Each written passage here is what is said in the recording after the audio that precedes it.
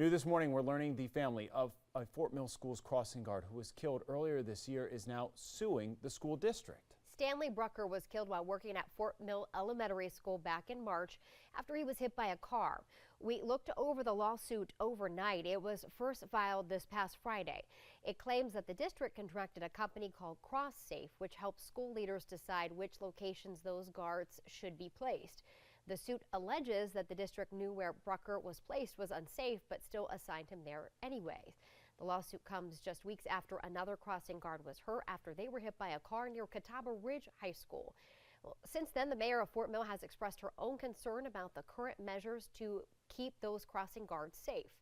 The lawsuit also named SCDOT and the driver who hit Brucker at fault. We are reaching out to the district and we'll also reach out to SCDOT for a response on the lawsuit. We plan to dig deeper into this later today and we'll bring you more updates.